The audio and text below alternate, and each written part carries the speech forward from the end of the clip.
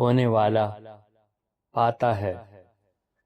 خوشیوں سے بھری ہوئی زندگی انسان کا سب سے بڑا خواب ہے۔ ہر آدمی اس تمنا کو لے کر پیدا ہوتا ہے، مگر ہر آدمی اس تمنا کو پورے کیے بغیر دنیا سے رخصت ہو جاتا ہے۔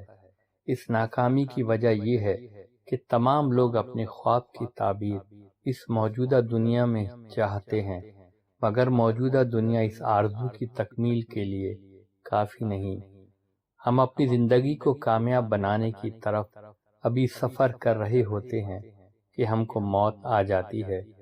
ہم مشینی ترقیاں وجود میں لاتے ہیں، مگر نئے نئے مسائل پیدا ہو کر ساری ترقی کو بے معنی بنا دیتے ہیں۔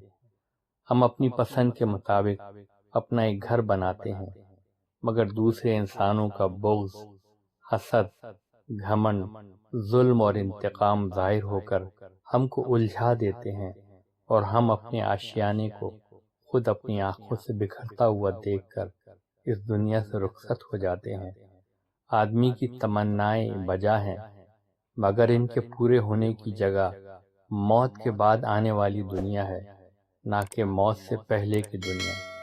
یہی وہ عقیدہ ہے جو ہماری موجودہ زندگی کو بامعنی بناتا ہے۔ اس کے بعد موجودہ دنیا جدوجہد کی دنیا بن جاتی ہے، اور اگلی دنیا جدوجہد کا انعام پانے کی دنیا۔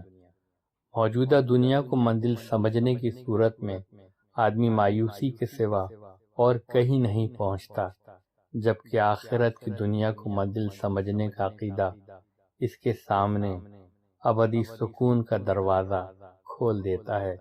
ایک ایسی دنیا جہاں کھونے کے سوا اور کچھ نہ ہو، وہاں وہی نظریہ صحیح ہوتا ہے جو کھونے میں پانے کا راز بتاتا ہو۔